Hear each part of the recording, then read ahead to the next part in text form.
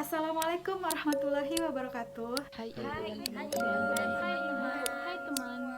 Kami dari kelompok 1. Perkenalkan, saya Maulida Aprilia Pulungan, NIM 17030 2002. Nama saya Serina Filina Ginting, NIM 1703020004.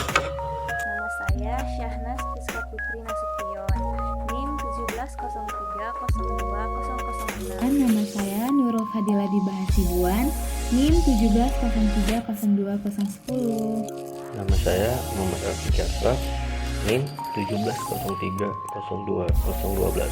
Nama saya Siti Haris Kumbang, NIM 170302016. Saya Dinda Khairunisa, NIM 018. Nama saya Nelva Finandazai, NIM 1703022.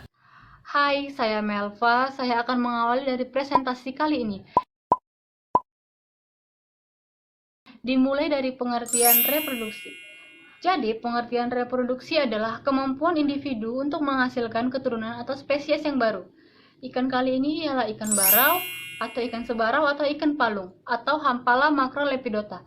Ciri-cirinya itu dia memiliki tubuh yang pipih, memiliki bintik-bintik hitam di bagian sirip punggung hingga sirip perutnya, kemudian warnanya itu berwarna kuning perak, di bagian ekornya memiliki warna merah. Secara umum, seksualitas ikan dibedakan menjadi ikan jantan dan ikan betina. Untuk membedakan dari ikan jantan dan ikan betina dapat dilihat dari ciri seksual primer dan ciri seksual sekunder. Untuk seksual sekundernya itu dapat dilihat dari bentuk tubuh, warna tubuh, maupun morfologinya. Dan untuk seksual primernya dapat dilihat dari organ-organ langsung untuk reproduksi. Tingkat kematangan gonad atau TKG merupakan tahap dari perkembangan gonad dimulai dari TKG 1, TKG 2, 3, 4, 5, sampai ikan itu memijah. Setiap ikan memiliki potensi bereproduksi dalam daur hidupnya. Potensi ini dapat dilihat dari jumlah telur yang dikeluarkan pada saat pemijahan ataupun fekoditas. Nah, selanjutnya kelompok kami akan membahas lebih lengkap bagaimana seksualitas dari ikan barau, tingkat kematangan ikan barau, dan fekoditas ikan barau. Baik, saya akan menjelaskan tentang ikan barau atau Hampala macrolepidota. Ikan barau merupakan ikan jenis air tawar yang terdapat di perairan Indonesia. Ikan barau ini termasuk dalam famili Cyprinidae yang tersebar luas di perairan Indo-Australia. Ikan barau ini merupakan ikan konsumsi yang memiliki nilai ekonomis dengan kisaran harga 40-50 ribu per kilogramnya. Ikan barau ini memiliki warna tubuh keperakan dan ditutupi oleh sisiknya. Ciri khas dari ikan ini adalah memiliki bercak hitam di antara sirip punggung dan sirip perutnya. Ikan barau ini hidup di perairan yang besar dan kecil yang didasari oleh pasir dan lumpur. Ada juga yang terdapat di danau karena habitatnya di suatu wilayah berbeda-beda. Oleh karena itu, perlu adanya pengelolaan yang baik terhadap populasi ikan ini agar dapat dijaga kelestariannya dan dapat dimanfaatkan secara optimal dan berkelanjutan. Ikan barau ini memiliki karakteristik yang seksual yaitu permukaan kepala ikan betina lebih halus dibandingkan ikan jantan. Ukuran tubuh pada ikan betina pada ikan jantan lebih pendek dibandingkan ikan betina. Sedangkan ukuran tubuh pada ikan jantan lebih ramping dibandingkan ikan betina yang membulat. Warna tubuh pada ikan jantan berwarna abu-abu keperakan dan lebih gelap, sedangkan pada betina berwarna abu-abu keperakan dan lebih cerah, serta nokta pada tubuh ikan jantan berwarna hitam jelas, sedangkan pada jelas daripada ikan betina. Sekian dari penjelasan saya tentang ikan barau. Apabila ada kata-kata yang salah, mohon dimaafkan. Saya akan menjelaskan tentang seksualitas pada ikan. Nah, pada seksualitas ikan terdapat ciri primer dan ciri sekunder. Ciri seksual primer yaitu meliputi organ yang berhubungan langsung dengan organ reproduksi si ikan, misalnya testis dan ovarium. Sedangkan seksualitas sekunder yaitu meliputi warna, bentuk tubuh, ukuran tubuh. Pada ikan jantan warnanya lebih cerah dan ukuran tubuhnya lebih kecil. Pada ikan betina warna tubuhnya lebih pucat dan ukuran tubuhnya lebih besar. Nah, selanjutnya yaitu ada hermafroditisme pada ikan. Ikan hermafrodit terbagi atas 3. Hermafrodit sinkroni, hermafrodit protogini, dan hermafrodit protandri. Hermafrodit sinkroni contohnya ikan Serranus cabrilla. Ikan hermafrodit protogini contohnya ikan kakap, dan ikan hermafrodit protandri contohnya belut. Nah, selanjutnya ada gonokorisme, di mana gonokorisme itu merupakan kondisi seksual berganda, di mana pada ikan fase juvenil gonadnya tidak mempunyai jaringan yang jelas statusnya. Nah, dia terbagi 2, gonokorisme yang tidak berdiferensiasi dan gonokorisme yang berdiferensiasi. Sekian dari penjelasan saya. Assalamualaikum warahmatullahi wabarakatuh.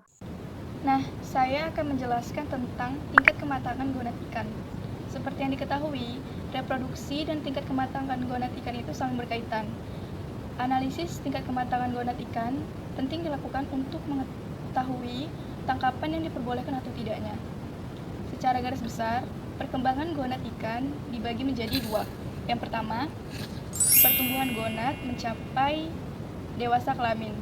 Dalam hal ini berarti dari mulai telur menetas sampai ikan mencapai dewasa kelamin. Yang kedua ada pematangan gamet. Dalam hal ini ikan mencapai ukuran dewasa, terus berkembang sampai fungsi reproduksi masih tetap berjalan secara normal. Tingkat kematangan gonad menunjukkan perkembangan gonad ikan.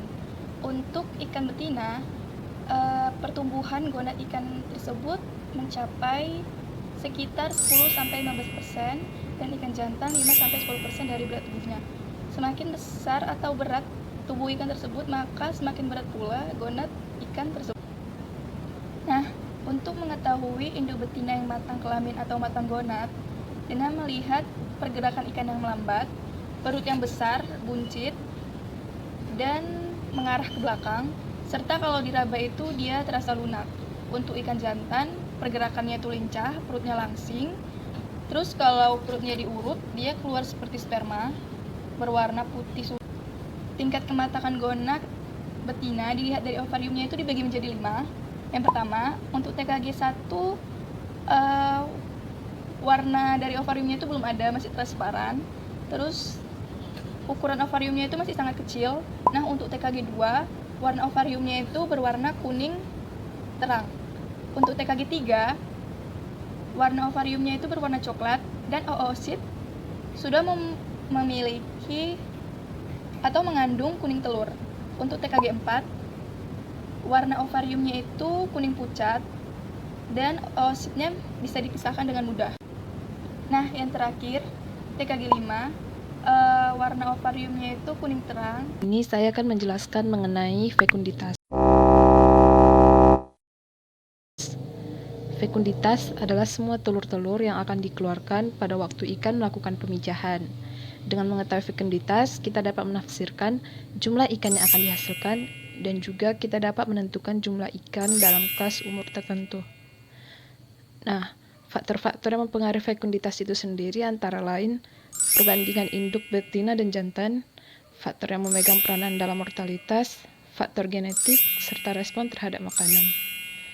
Fekunditas dengan tingkat kematangan gonad mempunyai hubungan yang berbanding lurus, di mana semakin tinggi nilai tingkat kematangan gonad, maka semakin tinggi juga nilai fekunditasnya. Maka semakin banyak pula jumlah telur yang dikeluarkan pada saat pemijahan. Di sini saya akan menjelaskan bagian metode penelitian, di mana metode penelitian ini sudah didapat di jurnal acuan. Metode penelitian, waktu dan tempat. Penelitian dilaksanakan pada bulan Februari sampai April 2018. Pengambilan sampel dilakukan di Sungai Kampar Kiri, di Desa Mentulik, Kecamatan Kampar Kiri Hilir, Kabupaten Kampar. Adapun analisis data sampel yang dilakukan di Laboratorium Biologi Perairan Fakultas Perikanan Kelautan Universitas Riau. Alat dan bahan. Alat yang digunakan dalam penelitian ini adalah jaring dengan ukuran 0,6, 1,2, 2,4 inci, toolbox, timbangan analitik, nampan, penggaris, kamera, alat bedah, cawan Petri, botol film, mikroskop ompulus, dan objek gelas. Bahan yang digunakan dalam penelitian ini ikan barau, alkohol 70%, kertas, label, dan es batu. Metode yang digunakan dalam penelitian ini adalah metode survei. Metode yang digunakan dalam pengambilan sampel ikan yaitu metode sensus. Pengambilan sampel ikan barau. Pengambilan sampel di lapangan dilakukan sebanyak 4 kali dengan interval waktu sampling selama 2 minggu di titik sampling. Ikan sampling diperoleh dari hasil penangkapan nelayan digunakan alat tangkap berupa jaring yang berukuran 0,6, 1,2, 2,4 inci. Kemudian titik sampling yang ditetapkan berdasarkan kriteria itu berbeda-beda. Titik sampling yang pertama merupakan bagian hulu Sungai Kampar Kiri, Desa Mentulik. Pada lokasi ini tidak terdapat aktivitas masyarakat. Titik sampling yang kedua merupakan bagian tengah Sungai Kampar Kiri, Desa Mentulik. Pada lokasi ini terdapat pemukiman warga di mana masyarakat menggunakan air untuk melakukan aktivitas sehari-hari dan juga aktivitas perikanan seperti keramba dan penangkapan ikan. Titik sampling yang ketiga merupakan bagian hilir Sungai Kampar Kiri, Desa Mentulik. Pada lokasi ini terdapat keramba ikan dan tempat pemancingan. Adapun metode-metode yang lain seperti pengukuran sampel ikan barau, karakteristik seksual, perhitungan nisbah kelamin, penentuan tingkat kematangan gonad, penentuan indeks kematangan gonad, perhitungan fekunditas, pengukuran diameter. Saya akan mencoba menjelaskan perbedaan ciri seksualitas primer dan ciri seksualitas sekunder pada ikan sebarau atau disebut juga dengan Hampala macrolepidota. Ciri seksualitas primer pada ikan jantannya, ia memiliki testis berwarna bening transparan dan berubah menjadi putih pekat pada tingkat kematangan gonad 4 dan permukaan gonadnya itu yang bergerigi. Sedangkan pada ikan betina, ia memiliki ovari dengan warna kuning transparan hingga berubah warna menjadi kuning keemasan pada tingkat kematangan gonad 4. Permukaan gonadnya itu bergerigi dan apabila kita stripping akan mengeluarkan bulir-bulir telur. Lanjut, ciri seksualitas sekunder di dimorfisme pada ikan jantannya, ia memiliki bentuk kepala meruncing lancip, permukaan kepalanya itu dia lebih kasar, bentuk tubuhnya itu dia simetris bilateral, bentuk perutnya itu dia meruncing dan dia itu lebih pendek daripada si betinanya. Sedangkan ikan betinanya ini memiliki bentuk kepala yang meruncing tumpul dan permukaan kepalanya itu yang lebih halus daripada si jantannya. Bentuk tubuhnya itu simetris bilateral, bentuk perutnya itu dia lebih berisi atau membulat dan ukuran panjangnya itu lebih panjang daripada si jantan. Hai, saya akan menjelaskan grafik tingkat kematangan gonad ikan sebarau di bulan Februari, Maret, dan juga April. Nah, pada bulan Februari minggu pertama, ikan barau jantan berada pada tahap awal perkembangan, yaitu pada tingkat kematangan gonad pertama sampai tingkat kematangan gonad ketiga. Gonad ikan barau jantan lebih dulu berkembang dibandingkan pada ikan betina. Ikan barau betina yang ditemukan sedang memasuki tingkat kematangan gonad 3. Lanjut, pada bulan Februari minggu ketiga ditemukan ikan sebarau jantan yang sudah memasuki tingkat kematangan gonad 4. Sedangkan ikan sebarau betina gonadnya masih mulai berkembang. Lanjut, pada grafik ketiga, ikan sebarau jantan dan betina itu tidak ditemukan. Diduga mereka sudah memasuki fase matang gonad dan sedang berupaya ke lokasi pemijahan. Lanjut, pada grafik April minggu pertama ditemukan ikan sebarau jantan dan betina yang berada pada tingkat kematangan gonad kedua. Diduga ikan sebarau jantan dan betina sudah kembali dari ruaya pemijahan. Nah, pada April minggu ketiga ini pada ikan sebarau jantan ini sudah tidak ditemukan sedang matang gonad atau tidak ditemukan ikan sebarau dengan gonad yang berkembang. Sedangkan pada ikan barau betina dengan gonad yang masih ada. Hal ini menunjukkan bahwa musim pemijahan ikan sebarau sudah berakhir. Saya akan menjelaskan tentang nilai fekunditas telur dan diameter telur ikan barau. Yang pertama yaitu pada tabel 3, dijelaskan bahwasanya panjang baku ikan barau yaitu 330 mm dengan berat 990 gram dan berat gonad yaitu 85,74 gram. dan dengan nilai fekunditas 136,354 butir. Namun pada kasus lain ditemukan bahwasanya jumlah fekunditas telur ikan barau yaitu sekitar 1040 sampai dengan 2514 butir. Perbedaan fekunditas telur ini dapat disebabkan karena adanya perbedaan ketersediaan pakan dan kualitas air di perairan di mana ikan barau tersebut tinggal. Kemudian diameter telur ikan barau. Pada tabel 4 dijelaskan bahwasanya ukuran diameter telur ikan barau berkisar dari 0,5 sampai dengan 0,9 mm. Dan selain itu, jumlah telur ikan barau paling banyak ditemukan pada ukuran 0,8. Hal ini membuktikan bahwasanya telur ikan barau sudah matang secara merata dan sudah pada TKG 4. Sekian persentase dari saya ucapkan terima kasih. Kesimpulannya adalah seksualitas pada ikan barau bisa dibedakan melalui karakteristik seksualnya. Contohnya seperti ikan jantan lebih gelap warnanya daripada ikan betina. Terus badan ikan jantan lebih ramping, sedangkan ikan betina lebih ke bulat. Pada ikan betina di atas kepalanya itu lebih halus daripada ikan jantan. Pada tingkat kematangan gonadnya yang diukur dari panjang baku itu ikan jantannya berkisar 102 sampai 300 mm, sedangkan ikan betinanya dari 173 sampai 330 meter. Selanjutnya fekunditas pada ikan barau.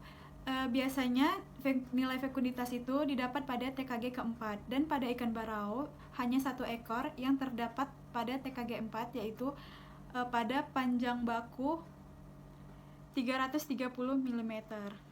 Sekian presentasi dari kami. Mohon maaf bila ada kesalahan kata-kata yang tidak disengaja maupun yang disengaja. Tetap jaga kesehatan, tetap di rumah untuk melawan virus corona. Assalamualaikum warahmatullahi wabarakatuh.